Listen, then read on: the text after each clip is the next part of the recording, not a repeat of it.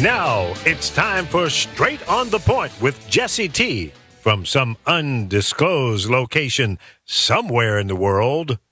Now, ladies and gentlemen, here's Jesse T. All right, we're back on the air with you, on the air and everywhere from the community to the world. The Brown Beauty is back on duty, Jesse T. It's time for the Jesse T Show, and we have a special guest here on Facebook.com/Jesse Torrero, at Instagram Live. Check us out right now. Go live. Also on YouTube, Jesse Torrero channel. We got YouTube. We also have Tumblr, and we have Twitter, LinkedIn, Periscope, live stream, Google Plus, and all that stuff. And on thepowerofvoices.com at www.thepowerofvoices.com. Very special guest off to my left here. And of course, everybody knows that on June 5th here in California, it's election day. It's election day. Hey, hey. That's right. We got to get out there and vote. And if you've already got your ballots in, that you've mailed them in already, I hope you put David Hernandez on there as Lieutenant Governor, because I believe in David, and that's why he's here, because I don't believe in anybody I don't want here. That's right. So David Hernandez, he's running for Lieutenant Governor here in the state of California, and it is a terrific position. He'll have the ability to work a cross-section of many departments up there in Sacramento, and we're so happy to have you in here. We had you in here when you first started your campaign, yep, and that was about maybe 9 months ago or 10 months ago. It feels like it. Yeah, it's a long time. Now, you've been hoofing it, man. You've been driving the miles with the smiles and wearing out the shoe leather. Well, and thank you for having me back. And and I'm listening to all of the different social media venues where people can hear you and where you're broadcasting from. And I just barely got rid of my IBM 2 Selectric typewriter, so it's like so I'm really impressed. I thought that white correction tape was like moving into the 21st century. So hey man, I'm with you, brother. I'm with you. Put the little ball in there, the different balls, man. Yep. No, right. That's great. No, and thank you for having me back. And because it's coming down to about 6 days from now. Yeah. And my little 2005 Hyundai has gone through 4 oil changes, 1 set of tires, 1 set of brakes, a fuel pump. Oh. And, with this gasoline tax, it seems like I'm, having to fill it up every other day. And, that's adding up to real money. What? We're almost, we're cresting past $4 now. Yeah. For a gallon of gas. I've seen, the highest gasoline for sale used to be over at that Chevron station by Alvera Street. That was really high. They really nailed the tourists. But now you could go to in Sun Valley, you could go to Vineland and Victory, and some of the really off-brand gasolines are really pushing $4 a gallon. Yeah. So that's really a tax on the working poor, because if somebody is, say, if they're if they're doing gardening, if they're doing some type of a service thing where they're going from house to house all day long, 9-10 hours a day. No, it adds up. Yeah. And today the governor came down, and our mayor, who's on his way out as well, along with Janice Hahn. Confetti Garcetti? Yeah, Confetti Garcetti. Yeah, that's what I call him, right. Here they were talking about how the gasoline tax is going to really improve public transportation, and they're going to spend so many hundreds of millions of dollars that in 10 years they'll be connecting Redondo Beach and Torrance. It's like, come on. They're building like a mile and a half of a rail system. And we'll be able to use it 10 years from now. Of course, I'm in the San Fernando Valley just like yourself. Yeah. So, that sounds really I'm going to be driving. I'm going to drive down there and park my car in El Segundo just to go to Torrance. Well, especially since ridership on public transportation is down like 30%. Right. All these hundreds of millions of billions of dollars that are being spent on public transportation, because you have a certain group of people that want you out of your car. Just either get on a bicycle or get on the bus. Right. That way they can control you a lot more. And we were talking earlier. Well, the one thing for sure about that, if you got on the bus and you got on a bicycle, especially on a bicycle, well, heck, Big Pharma would be awful pissed off because everybody would be healthy and well. Well, not really. I mean, you were talking about the mayor. They had that Vision Zero, where it was going to end traffic deaths, especially on bicycles, and the bicycle deaths have skyrocketed. And so I would just wish the mayor would be quiet.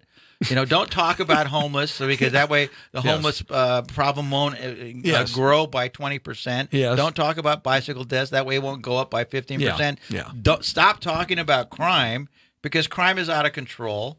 And so, but, those are all issues that are not just in Los Angeles. I'm running for a statewide race that in so many different communities, you see that over and over, that we have shared challenges that we need to have something more than a press conference and say, in 10 years, you're going to be able to ride from Torrance to Redondo Beach, or what we're going to have billions of dollars going for transportation. And what they really mean is high-speed rail, because that's transportation. And so, they're not going to build more freeways. They're not going to double-deck them. The Jerry Brown Boondoggle high-speed rail system is going from farm to farm right now, out somewhere on the farm. Well, land. and you know what? And when it gets into Los Angeles or the San Fernando Valley, it's got to dig under Shadow Hills and under Angeles National Forest. It's got to dig underground and come up. that E2 route that they were talking about going through San Fernando Road, right through the heart of the Lakeview San Fernando Terrace and through Shadow Hills, and they're saying, well, it's going to be underground, but they're still talking about when they mean underground, they're going to build they're going to dig a trench and build it that way, and then cover over it. But it's not going to go anywhere because the governor's going to be gone. Right. I'm going to be the lieutenant governor. There is already an audit taking place of the funds that are being spent on it as well, and they're going to find out that the funds have been gone to the wrong place, to the wrong people. Oh, and really? So it that just kind of disappeared into the night. Somewhere. Wow, what a concept! No way. Cost overruns, Corruption? and so all of our friends out there in Shadow Hills, all the equestrians over Gibson Ranch and Lakeview Terrace Association, and all those great. What people don't realize, not only is the state an incredible, diverse state. But when you just look at the San Fernando Valley where we're at, that's where I grew up in the San Fernando Valley. Yeah. Originally from my family's from the land of Lincoln, which is Lincoln Heights. Right. And so when I was 7, my family moved from Lincoln Heights to North Hollywood. Yeah. I was 7 years old. This was in 1955. Yeah, you were moving on up, baby. Yeah. Well, no, and that was brand new track home. Yes. Right there. It was adjacent to where it was an open field, which is now the 170 freeway. It used to be the wash that ran through the that was river. The wash. We'd be out there building forts, pollywogs and catching frogs. Yeah, I remember all that out there, yeah. and that's where I grew up. I think my parents paid $13,000 for their home. Yep. And we had the greatest schools. I went there to Sataquay Elementary. Let me say this. And I'm going to backtrack just a little bit here because you mentioned something about California. Look, I'm just going to go down a litany of things here that I remember in my lifetime. I'm 57 years old, and that I remember in my lifetime. Now, what happened? It's a great what happened.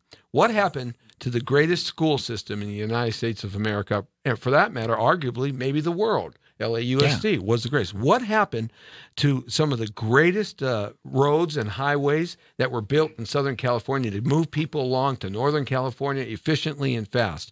What happened to the great manufacturing that we had here in Southern California and Northern California? What happened to crimes? There was crime. There's always been murdering and all those horrendous crimes. But what happened that made it escalate like it is? What happened that made homeless escalate? What happened that made this a welfare state? What happened that allowed so many people to come here and commit crimes and nothing is done? What happened to our court system? What happened to our transportation system? What happened to the clean beaches? I remember Zuma and Malibu and Santa Monica. Santa Monica water was so clean you could step in the water up to your knees and see your toes. Now you can't step into your toes and see your toenails. I mean, what happened to the people having manners and courtesy? What happened to the most diverse state, which has the most intelligent people, the most educated people, the wealthiest people, also the most populous state that creates everything for America. So goes California, so goes America. What happened to this great golden state of opportunity that in the last 50 years, David? What happened? Well, and I remember, I was at an event this weekend and they were playing California Dreamin', with the mamas and the papas. Yeah. And, I joined the Navy when I was 18, right out of Poly High School in Sun Valley. I'm a Poly High School grad. A Poly parrot. Okay. That's right. Absolutely. And so I joined the Navy and went off to Vietnam, off the coast of Vietnam. I spent 3 years on an aircraft carrier. And but you're right. The roads weren't paved with gold, but they were paved. Before I went in the Navy, my first job was at the Valley Plaza Car Wash for $1 an hour. And, $1 an hour and all the S&H green stamps you can find and blue chip stamps. Yeah. But, McDonald's hamburgers were 18 cents. My father had a 63 Mercury Comet station wagon, with three on the tree, learning to drive with a clutch. Yes, yeah. And, we had, the back window went down, which was cool, but you had to get out and crank it. Yep, yes. And, so we'd go to the Victory Drive-In or the Sepulveda or the Van Nuys Drive-In. What happened to the quality of life that we used to have in California? Look what's happening in San Francisco now with all the hypodermic needles on the ground and the homeless and the trash and the human excrement and all that. When you look at all of those issues that you pointed out, there are reasons for those to get that way. One of the things that I learned early on, I've been involved as a community advocate for like 30 years. Right. And so, we've worked on things together in the past. Human trafficking. Yeah, absolutely. The prostitution along Sepulveda Boulevard. Yeah, and Lankershim, yeah. That what I found is in New York, they had the broken window theory. Right. That if there was a broken window, you address it. You address the minor stuff. Because if you don't, it tends to bring in other things. And then pretty soon it exacerbates itself into something bad. But in Los Angeles, it's reverse. I call it's the blighted city syndrome. This is how it works with the blighted city syndrome. Okay. And the Valley Plaza was a great example. Beautiful example. The Valley Plaza, what people don't realize, the Valley Plaza was the first type of its center west of the Mississippi. Yeah. Because it was right there, freeway close. You had from Van Owen, just about to Van Owen or Kittredge to Oxnard. For those of you that don't know and you're listening from another state, because we go around the country online and other radio stations, the Valley Plaza was an outdoor shopping mall. Sears was its anchor, and they had a lot of great mom and pop stores. They had the May Company at one far end with the Ice Capades, right? The Ice Chalet and all that. And it was absolutely gorgeous and beautiful. And every kid in the San Fernando Valley, which is a suburb just outside of Hollywood and downtown Los Angeles, just to the north about 20 miles or so, that the San Fernando Valley that's called the San Fernando Valley, and that's what David's referring to. So go ahead. Right, and so what started to happen as the neighborhood started getting older. We're not going back to the 1930s here. We're going back to the 1950s, 60s, and 70s, and even the 80s. Even the 80s. Well, it's still that way right now. It hasn't changed. Right. But the reason it happened that way, and the reason it has happened throughout the state, is that when an area starts to get run down, like a lot of issues, there's a lot of money to be made off of it. And so what our elected officials do, or what they did, was they allowed it to get so bad to where they created a community redevelopment zone. And it sounds good, okay? It really needs extra help. So you create a community redevelopment zone. And so everything within that zone comes under the purview of the Community Redevelopment Agency. Now, the tax base is frozen at the level where it's blighted. So the Community Redevelopment Agency then hires contractors to come in and buy out the existing businesses, however long it takes, and it could take years. It has taken decades. Yeah, and while they're doing it, they start making all of these plans and all these studies for this future development. And in some areas, like in the West Los Angeles area, when Bill Rosenthal was still with us, and he was a city council member out in the Playa area, that they build all these office buildings, they build all of these wonderful complexes, but all of the revenue, the tax revenue that's generated from these improvements doesn't go to the city. It goes to the Community Redevelopment Oh, Agency. my goodness. And so here you have all of these improvements, Yeah. but all of the tax revenue is going to the Community Redevelopment Agency because they were one of the only organizations that could sell bonds on the bond market. Right. And so you had all of these bond managers Yep. that were making millions of dollars by selling these bonds to buy the property so they could develop. And once it gets redeveloped, then the money goes back to the CRA to pay those bonds, to pay the fees, and to hire the contractors. Yeah. And so it was a vicious cycle. And so we end up, say, in Los Angeles, where you have an $8 billion budget, but almost 50% of that budget is dedicated funding that can't go to fixing the streets, that can't go to trimming the trees, that can't go to hire police or firemen. And so what happens is the operational funds for a municipality dwindle. Well, the dedicated funding, even though there's more money coming in, that money is going to a dedicated fund that can't be used. And so what happens? They raise the taxes. Well, they raise the taxes because it's kind of like, you go up to a 7-Eleven and someone with an obvious substance abuse problem comes up to you and says, Jesse, can I have $5 for food? And you say, no, you're just going to use it on drugs. And he's going to say, no, I have money for drugs. I need money for food. And that's the mentality of most municipalities, is that we have $500 million for bike paths and things, but we don't have money to hire more police. We don't have money to bring back all of those fire engine companies that were laid off in Los Angeles during the budget cuts. We don't have money to operate the machines to remove the tree stumps from the trees that have been cut at the sidewalk, because the sidewalks are lifting up from the roots. So now they go in there and they just cut off the tree and leave the stump because they don't have money to hire back the individuals to go ahead and do that. Yeah, interesting that you say that, and I've experienced that when we were doing lot splits in buying up properties that were bigger, and you could split them down and sell them off. And then we would do the lot split. We would have to improve the sidewalk, the curb, the fire hydrant, the light, the parkway where the grass is, or whatever. We'd have to improve that aspect if it was there, and if it wasn't there, we had to make it. Right. We had to create it and make it on the lot split. And then we would, the greenery, the trees, the shrubs, the sprinklers to water the things, we all had to do that. We had to do that improvement.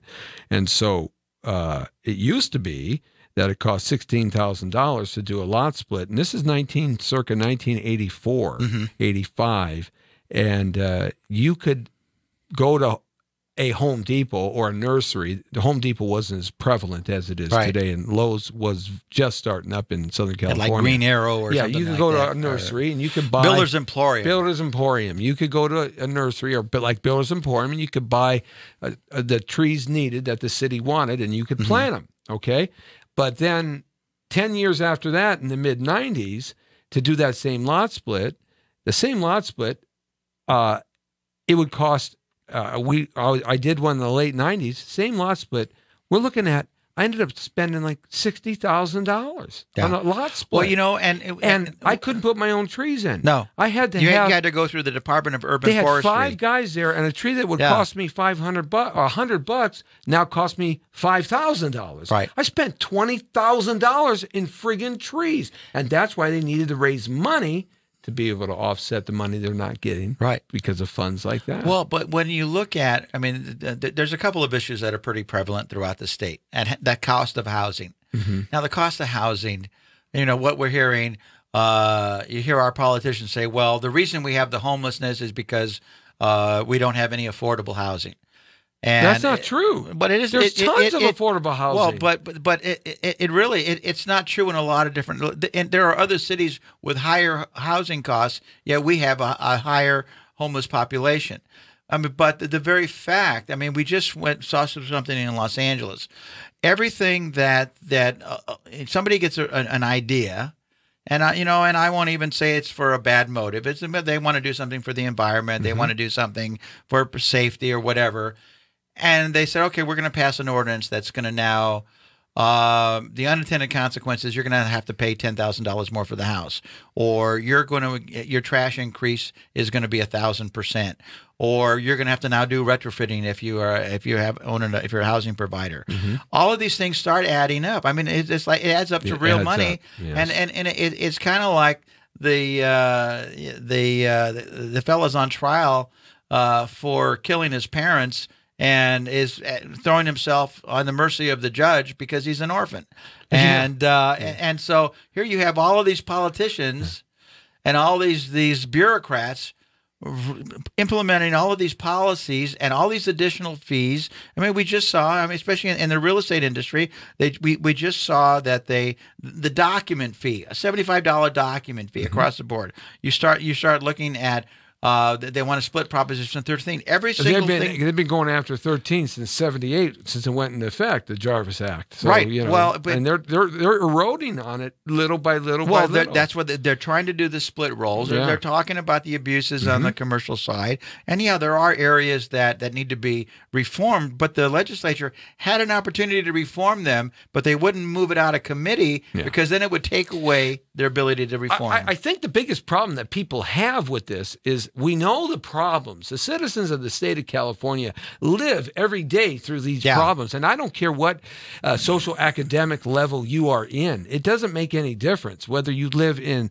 San Marin County or you live in central Los Angeles. It makes no difference. Or Oakland or San Diego. Yeah. How do you solve it? And it's when the money gets allocated by either taxes, by an initiative, by a proposition, the voters vote for it, or it gets allocated from the federal government, or it gets allocated. The money that's there never gets used for the problem that the money was allocated for. And I think that's one of the major problems that the people, the citizens, are finally starting to see that, wait a minute, the state of California has 40 million people. We have the 5th largest economy in the friggin' world, but yet we don't have enough money to support the Orville Dam that almost broke and wiped out 300,000 people in the last rainstorm. Well, and so where does the money go, David? It goes to pet projects. Remember, it goes to buying the food because they have money for drugs. Yes, and so here we are. You look at the amount of rape kits. Oh, that they haven't been processed for years. Yeah. Now, that's insult to injury. It really because is. What it does also is look at all of the crimes that could have been prevented had public safety been a priority. Had the victim, and that's one of my pet peeves, and that's one of my focuses of my campaign. Is that okay? I'm for less crowding in prisons. I'm for great treatment. I want to get into that next. I'm for if there's going to be people held accountable for the deputies doing criminal behavior in the jail system or whatever. But everything that I've seen, it's been focused on the perpetrator with no consideration for the victim, and so. When we have things like AB 109, the prison realignment, where all of a sudden you have a judge telling the governor, "Hey, you have too much overcrowding. You have to ease the overcrowding." Now, there's a couple of ways to do that. How? Build the prisons that the bond money that was people voted on allocated for. Build the prison, right? And that's one way to lessen it. You have private owned prisons. That you can send people to, but you're going to be bucking the prison guard union. However, but you know what? There's plenty of prisoners to go around, unfortunately. Yes. And so those that are released into the streets, the prison guards aren't receiving any benefit from that. So we can contract out to private prisons as well. But there's I think Arizona and Nevada. I mean, the cost to house a prisoner there is 1/3 of what we cost here in California. We're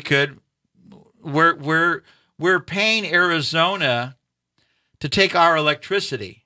Yes. Why don't we do a barter system. We'll give you our electricity, but you've got to take some of our prisoners. Yeah, because all the solar panels everybody's putting up over the state, and they have an excess amount of power. Well, and that's where the state of California is run by three people.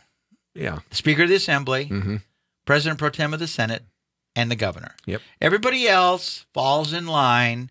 Otherwise, you don't get to be on a committee. Your office is going to be in a closet. And this is the problem with the state of California. It's a one-sided politics. Yep, It's single Democrat, party rule is not good for anyone. We got these superpowers that when they get up there and they have everything, both legislative, Senate, Assembly, and the executive branch, and they just ramrod everything through. Yeah. They ramrod everything through. Well, you brought up the solar panels, and I guarantee you, because everyone I talk to, they don't know what I'm talking about. And so here's the scenario. We've already spent millions and millions of taxpayer dollars promoting solar, giving rebates, giving incentives, doing all these different things. Right. And it's been successful. Yes. Solar panels are going up everywhere. Yeah. I was on the foundation board at Mission College. We had solar panels all over the place. Yeah, you were instrumental in getting that whole thing solar. So that was great. But then we also had a big push for conservation. And so everybody was conserving. They're turning your lights off, changing the size of the bulbs. Right. So when you conserve, you're using less electricity. Well, as the amount of electricity goes down, organizations like the Department of Water and Power are saying, wait a minute, we have an infrastructure we have to support where people are we're losing money. So Mr. Mayor, who got elected saying that he was going to go against the Water and Power, gives them 5 pay rate increases. Yeah. So all of a sudden, you have conservation and you have the success of solar. What happens is you've maxed out on your storage capacity. Yeah, so you got to do something with it. So you got to do something with it. So what do? Yeah. Okay, well, you transfer it to Arizona. Yeah, but they're giving it to them for free. No, they're not. What they're doing is we are paying Arizona to take our electricity. Oh, wait a second here. Wait, let me go back. Let me reset the pacemaker. We are paying Arizona to take our electricity because we are maxed out in capacity. So you want a solution. I mean, the LA Times did a very extensive article on this because why would you pay Arizona to take our electricity? Well, so here's my idea. When my daughter was 14, I would have paid anybody to take her. Well, here's my idea. I mean, we're in the San Fernando Valley. Right. The West Valley, it gets hot. Yes, it does. And there are areas, Barstow, Fresno. It gets real hot. Throughout, it gets real hot. Yeah, you go up even to Central California. So how about this idea? If you're over the age of 72, the 3 hottest months of the year, your electricity is free. Oh, come on, DWP. Because it'll achieve three things.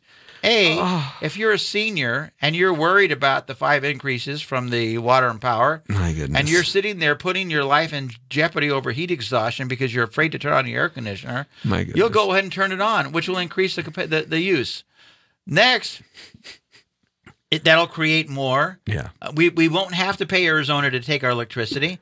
Right. And with more capacity, then we'll be able to elevate the solar production to where it should be because right now it's restricted. Right. So that's better for the environment. Yeah. We'll save a few seniors' life, and we won't have to pay Arizona. Or folks, what you do is you get some batteries and you store your own solar power in your batteries so you have free energy forever. That's the key for you guys. But you're right. I mean, it's absurd and ludicrous that we're paying another state to take something that we've got an excess and of. that we're charging seniors for. And we're charging people at the same rate or more, like you said. You see, these are the issues that boggle the mind. I don't care whether you're Democrat or Republican. No, across the board. I don't care whether you're Christian, you're Jewish, you're Islamic. I don't care whether you're Buddhist. I don't care whether you're white, black, brown, green, purple, or yellow.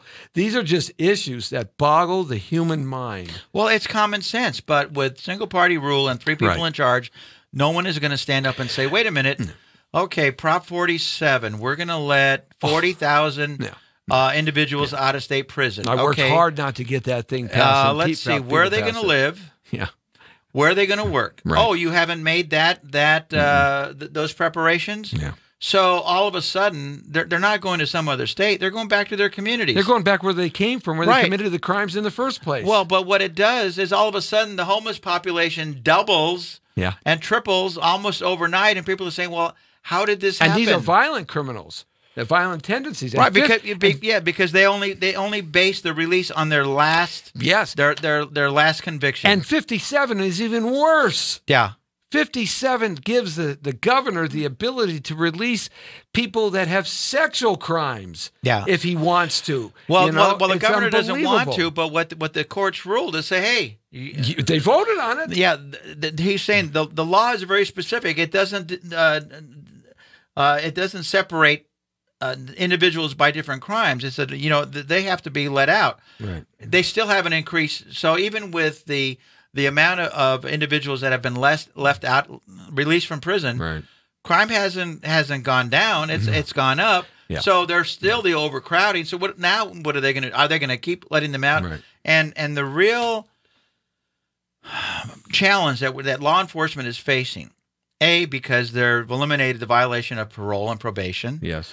If that's a good one, guys. They changed the threshold for a misdemeanor to felony. Mm-hmm. They doubled it to $950 for it to be a felony.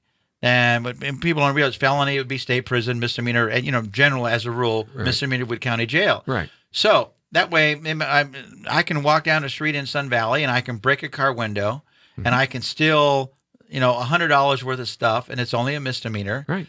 If I get caught, what do the police do? They'll write me a citation. Yeah. Because it's a misdemeanor. Yeah.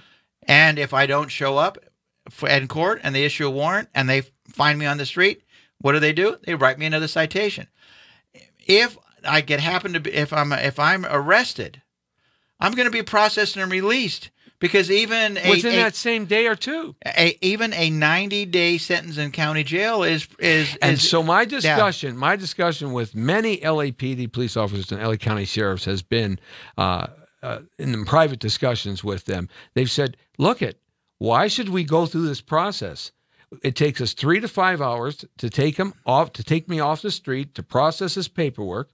And I know they're just going to get kicked back out in the next week, and they're going to be doing the same things. We're prioritizing the calls that we go on to be the worst calls. And that's why it takes us 4 hours, 5 hours to show up to the calls, because they're being prioritized. Yeah, and it's not that they don't want to show up. No. They don't have enough police to police the release of prisoners back into the citizenry. Well, in the Foothill Division, the Foothill Division covers something like 200 square miles, and on any night they have maybe 6 cars on the street. Yeah. All right, and so you're going to take one of those cars off the street for 4 hours. Right. So it's. Someone should have been there in Sacramento to say, wait a minute, okay, I don't disagree with prison reform or rehabilitation efforts. Where are they going to live? Where are they going to work? What are they going to do when they get out? If it's now a misdemeanor, right? They don't. You've taken away the leverage of drug treatment programs. Yeah, they don't have to go into treatment, and insult to injury, you don't have to pay restitution to the victim. I know. And so there is an effort right now for reforming Proposition 47 as the first one, but those are things that have to be vetted very, very carefully, and with single-party rule. That's why single-party rule has failed, and it's not just so. What you're saying, in a lot of ways, answering my dissertation, my monologue, there is partly because of single-party rule. Things and 3 people basically having the final decision on lots of things. Basically, we've been directed down the wrong path for almost 30 or 40 years now, because the Democrats have owned Sacramento and the government here in the state of California for almost 40 years, irrespective of Pete Wilson and Arnold Schwarzenegger. Well, and I wouldn't even use the Reardon. I wouldn't even use the word Democrat anymore. Because when people think of Democrat, they may think of a Kennedy Democrat. Okay, they make that.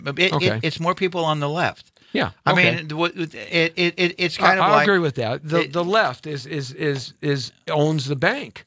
Well, they own the bank. They're very powerful, and with depending on who is in those 3 positions, the other Democrats, even legislators that wanted to go there and make a difference, and and they don't all do, but they get sucked in because it's like you go against the system, and what's going to happen to you is what happened to Patty Lopez. Patty Lopez, an immigrant from Mexico, the mother of 4 girls. Great story. Goes, a group of mothers drive from the San Fernando Valley to Sacramento to see their assembly member, to talk about special needs kids, to talk about adult education.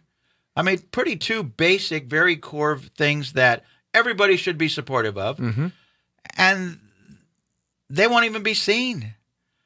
And then, so she runs and hard work and all of a sudden is demonized. Yeah. So she became a laughingstock. And so, but and it's terrible, right? But people forget that she did get like 10 bills passed. I mean, she's very successful given. She was a rookie, first time. In spite of the assault against her. So that's why I don't love say Democrat. It's basically it's leftist. The leftist. And when we look at the education system, because the lieutenant governor, most people don't know what the lieutenant governor does. I was speaking in San Diego to about 800 basically Republicans. And they introduced me. You sit on a lot of committees. Yeah, well, I was introduced as David Hernandez. He's running for the office that you get up in the morning, you look at the obituary section, and if the governor's name is not there, you go back to bed. And it's not quite that simple. Right. But you're a voting member of the UC Board of Regents, yes. Which is right now there's a lot going on. Also the Cal State system, and you're not just a voting member on the board with other board members. You're the lieutenant governor, with all of the clout and all of the influence in a lot of different areas, that when you sit down at that table and Janet Napolitano says, well, yeah, I know I hid $160 million from the auditors, but, my motives were good, and everybody says she's such a good person. So, yeah, you and your business, you hide $160 million, and guess what? You're going to jail. Yeah, and it won't, and it'll be federal. It won't be FBI. But so they're looking the other way. I was at a candidates forum at Dominguez Hills, and there was another Republican running for a lieutenant governor, a Democrat, and a Green Party. And my question, because there was a lot of college students from all over the state were there, and it was really good. And so what I brought up is, some of the questions that I had, because of my experience on at the Foundation Board at Mission College for 5 years. I mean, president for one. Is my question was, how come the publishers get a 49% markup on the school books? You have a captive audience. Everyone's complaining about the cost of education. What other business do you get a 40% markup other than maybe the drug trade? You don't. And so if you're a supermarket or if you're a retail vendor or you charge 49% markup, profit margin, and here you have a captive audience. And then you get to say, okay, well, we have to have a new book for the next year. No, you can't use the old books. No, you can't do it online. Right. And so there are a lot of different components like that. So if it's that way for school books, then it's probably that way for toilet paper. It's probably that way for light bulbs. And so as lieutenant governor sitting on that board, one of the things I want to do is, in order to make education more affordable for students, is to have a forensic audit of all of the vendors that are doing business with the UC system.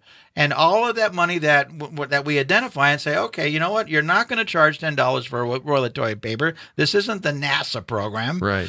This is Cal State. This is Berkeley. Right. And so those savings that we're going to take from there, because there's already a budget set, is we're going to take those savings and then we're going to apply it to reducing the tuition that the students have to pay. Because the trap that these young people get involved in is, all of a sudden there's all these loan programs. Yeah. All this money, get a great, get an MBA, get a master's, you're going to be able to get out and you're going to make $200,000, and all of a sudden they graduate, and there's no jobs for them. No jobs. Right now you have almost $1 trillion in student debt.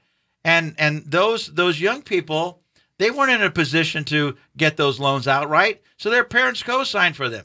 So you have individuals that are not going to be able to retire, that are struggling because they co-signed for their children's student loans, and the students aren't finding the jobs in order to do that. So that you don't have to raise taxes to address that, but you do have to hold people accountable. I mean, what we saw with LAUSD is one of the former superintendents, Ramon Cortines, was getting $150,000 a year from the publishers of one of the publishers who was supplying the books. That's side money too. And it's kind of like his defense was, well, I didn't attend any of their meetings. Well, why are you getting the money? That makes it even worse. Yeah. You're just getting it in a little black bag. And so why is it that these publishers... See, that's what the citizens are upset at. I think that's what people are upset at. They know that the political process is corrupt.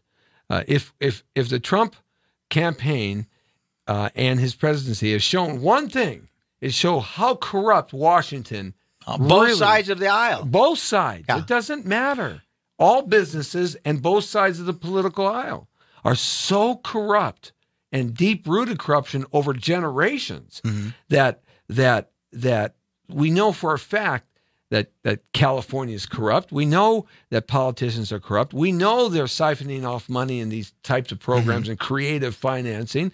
We understand that, but nobody has been there to put the light on in the dark room and say, hey, look we can save $100 million here for students, or $100 million here for Caltrans, or $100 million here for our infrastructure in the state of California, so that we don't have to go and beg Donald Trump for money to fix the Orville Dam like Jerry Brown had to do. And he got shot. He said, why? You should keep your house better, basically, right? Well, and that's part of what you do. And it goes back to that blighted city syndrome. Yeah. You allow a problem to get out of control. You allow the homeless situation to get out of control. I mean, it seems like every week somebody is murdered by a homeless person. It's happening now, more and more. Over and over. Yeah. And so what is the city's response? Measure H, $1.2 billion for what?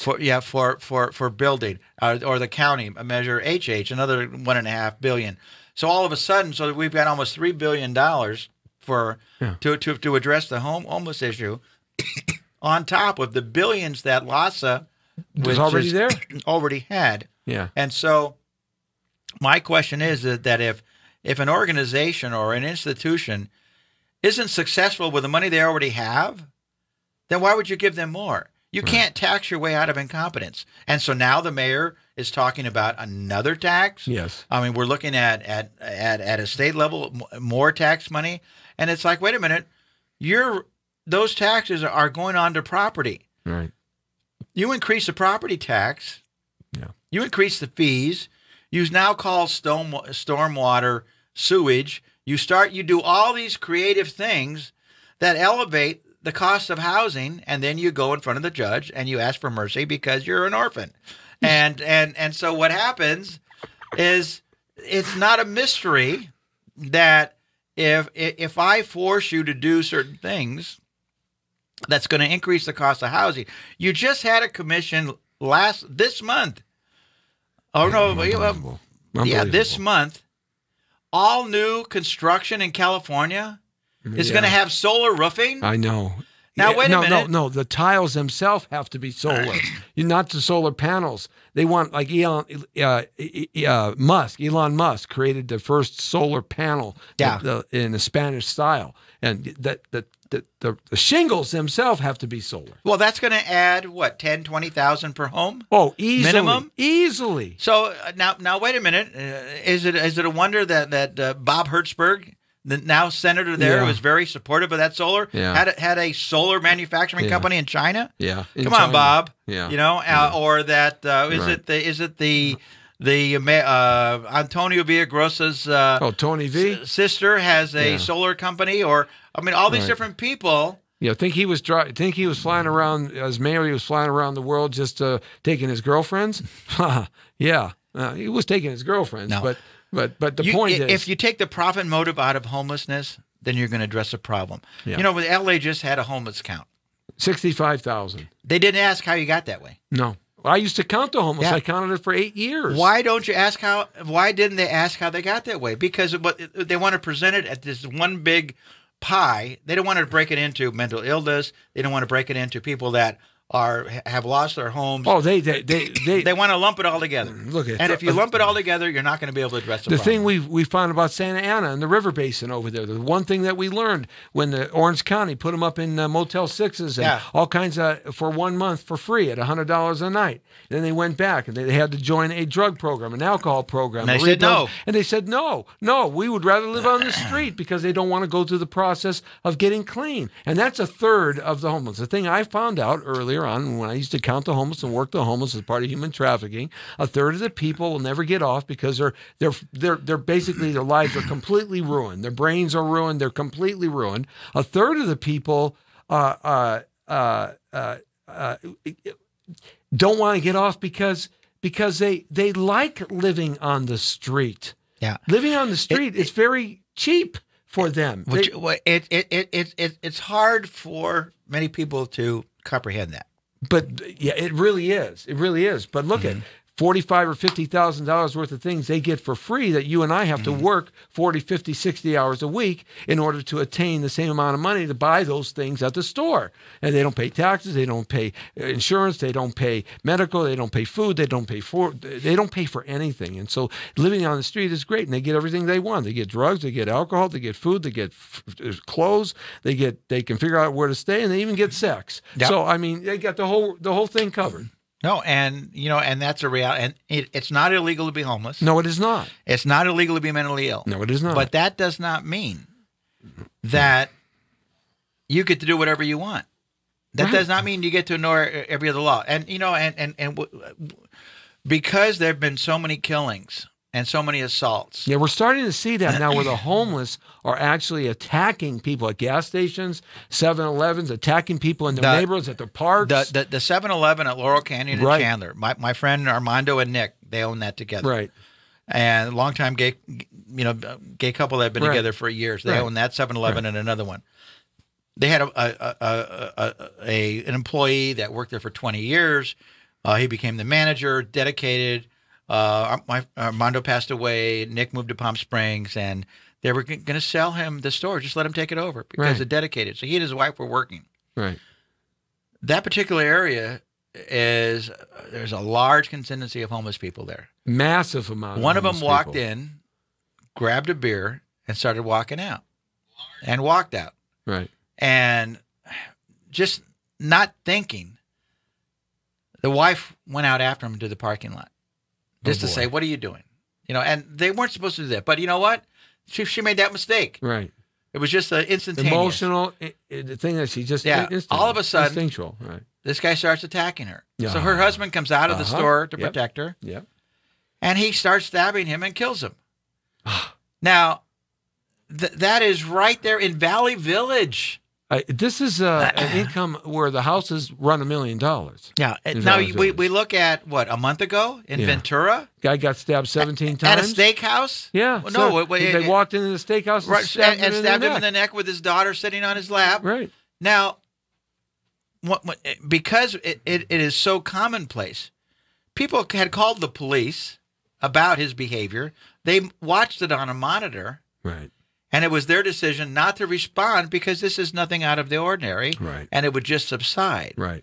And so this person is dead because the police saw the abnormal behavior as normal. And besides, they're limited in their resources. In Santa Ana, the first day of cleanup, it was a 12-day cleanup. The first day of cleanup, they found 5,000 used hypodermic needles in the first 10 hours of cleanup of the Santa Ana River over there in Orange County. And the human excrement, the first day was like 1,200 pounds of human feces. In the urine smell, it's unbelievable. Well, and that's just day one. Well, and that point is where I believe that when I'm in office is that we're going to address the homeless situation as a medical crisis. That's interesting. Because if the plague were about to hit Los Angeles, there are certain steps that we would take. If there was an imminent danger, there were certain steps that we would take that you would not be able to take had that not been present. You might even be able to use FEMA. When you look at an individual who is, say, in the street with a gun, threatening to shoot people. Do the police need to go get a warrant? No. No, they don't. There's an imminent danger. So there's behavior, whether someone is doing it intentionally or by their own inability not to do it. What has started to happen because of the feces that's on the street, because of, this isn't rocket science. We go back to the beginning of history. Right. I mean, the advances in longevity in life was because of the sanitation and the different programs in sanitation and the facilities that were constructed. In San Diego, they had the hepatitis A. Yeah, and so the tourist area of town. Right. So it's that sanitation that we do not have now. I mean, the Skid Row in Los Angeles is not 5 blocks. 55 it's blocks. 55 blocks. So what is happening? 55 blocks. 55 blocks, ladies and gentlemen. What is happening is because of the amount of feces. My goodness. The rat population is exploding. Didn't think about that. The rat population, vector-transmitted diseases, is exploding. Wow. We're about to go into the summer. With all those rats, you're going to have fleas. And those fleas are the things that transmit the diseases. What you talked about, the Black Plague was it's already happening in San Diego, where I just so happened I was sitting across the table at an event, and I asked them about their homeless in San Diego, and this gentleman says, "Well, I'm the emergency room doctor who treated people coming in with hepatitis because of that was contracted on the streets in contact with the homeless." And what he also went on to say is, look, all of that feces dries out and it becomes airborne. Yeah, listen to this. You start guys. breathing it in. It becomes airborne. And so, what has happened, especially in public transportation, this is it's not like dogs. Dogs, when they go to the bathroom out in the park, it goes back into the dirt. Human feces, they go anywhere they want, and it can't go back into the dirt. Most of the time. What happens is you have Lord, a large number of homeless on public transportation. Right. So much that the county was talking about hiring social workers. Well, they got LA County sheriffs don't want to patrol it. They didn't want to renew the contract for whatever reasons, and LAPD now patrols it. And if you've ever driven or ever ridden on a train, an MTA train here, you'll never ride again. Well, you get on there, and there are people there with mental challenges as well. Right. But if there's a homeless person on there, and they're covered with those fleas that are carrying that disease, I don't care, how much you are for the environment. Yeah. Are you really going to jeopardize getting on that bus and then taking those fleas home to your family? Anybody who drives a bus, gets on the bus in LA City, anybody who gets on a bus, anybody who gets any bus anywhere in LA City, when you talk to them, they will tell you a poor experience that they've had on a bus. And that is with someone's behavior. What about the behavior that they don't know about that is like coming? The fleas. And so that if we look at it as as an imminent medical crisis, because it's already begun. Yeah. I mean, San Diego isn't just an isolated incident. No. You're going to see that in Los Angeles San as well. Francisco too. Yeah. And so what we need to do is then we need to take steps to say, okay, if someone is unable to care for themselves, then all of a sudden we have more leverage than just a 72-hour hold. You worked on the trash problem here in Los Angeles quite extensively for several years, and it's amazing how much trash is built up on streets, street corners, open vacant lots, alleyways, driveways. It accumulates quick. Illegal dumping, it's just unbelievable. And this whole trash mafia that has run Los Angeles over the last 25, 30, 40 years, and now they've switched and gone in another direction. We've got more trash now than we've ever had. That's something that you worked on, that you're still working on it. Yeah, well, and it's something that, and that's just not here, David. No, that's everywhere. Sacramento, they were Fresno. trying to do it in New York as well. Go look at Bakersfield. I was in Bakersfield a couple of days ago dealing with some real estate I own there, and they have the same problem. Yeah, and when you create a monopoly type system where you take out the ability of a consumer to pay the best price for the best service, and you say, "We're it. You're stuck with us. Nothing you can do about it." Right. Then that's what happens. But with the homelessness, there are individuals that are beyond the ability of asking for help. Right. I mean, and that is a given. And Absolutely. and we have to stop. Here we are, 2018. If we're going to move forward in addressing this, we need to stop blaming Reagan for closing the facilities. I remember when he did that. How long ago was that? 84. Okay. All right. Enough of that water has gone under the bridge. Yeah. Let's get honest. This is a problem that with Prop 47, you just doubled it with no place to live and no resources. All of a sudden, plus you have illegal immigration that's made it worse. You also have other states in the United States of America sending their homeless here, and then the weather is so perfect that the homeless come here. Well, and that's absolutely, when you look at not. The problem isn't because of illegal immigration, but that is a component. It's a piece of it. The problem isn't because other cities and states are sending their homeless, but it isn't just Prop 47. There's a lot of different components to this, and none of it is because of the cost of housing. Yeah, if apartment rents were $1,000 a month, a destitute heroin addict on the streets of Los Angeles still wouldn't be able to pay $1,000 a month. You can't pay $1,000 a month for a converted illegal garage in someone's backyard now. That's what it costs. Yeah, and so, but if you keep pounding on, it's the cost of housing, then all of a sudden we need to raise taxes for more lower income housing. We need to ingratiate more developers.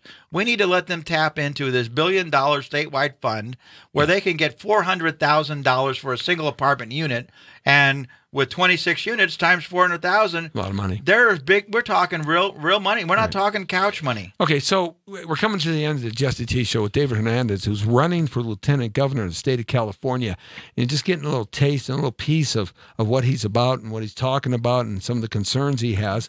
So real quickly, tell us some more about some of the things that you want to accomplish when you become lieutenant governor.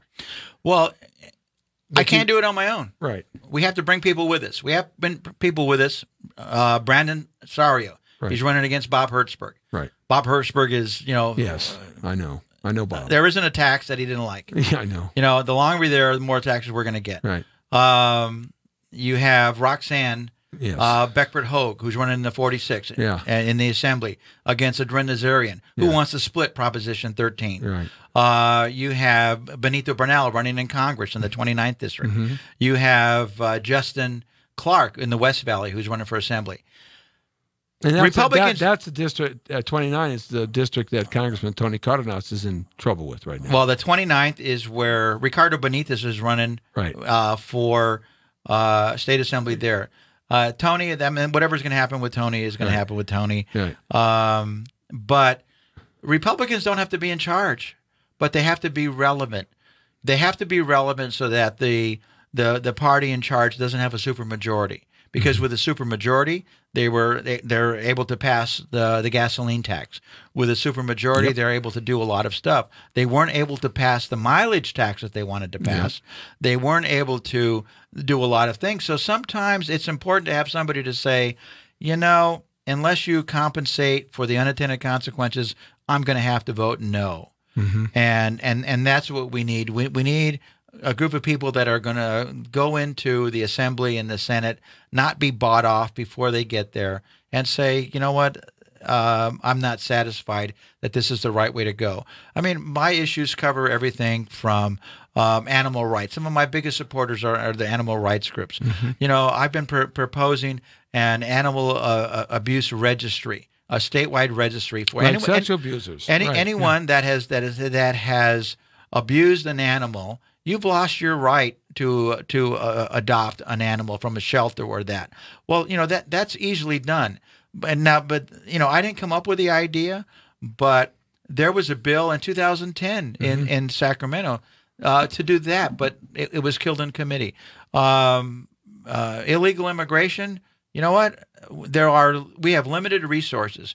When I took my daughter to the emergency room and I had to wait 6 hours just to see a nurse, I mean, there are limited resources and an unlimited amount of individuals that need that help. And so whether it's border security, I'm sorry, the individual that murdered my son's friend had been deported 3 or 4 times already.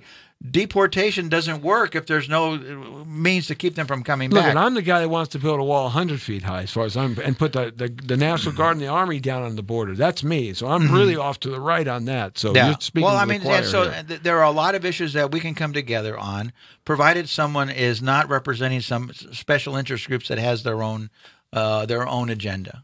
Absolutely. And how do folks get in touch with you and so that they can follow you over the next 5 or 6 David 8, 10 Hernandez days? for FORLTGovernor.com. So it's David Hernandez for LTGovernor.com. Now, don't be confused. There's 2 Hernandezes on the ballot for Lieutenant Governor.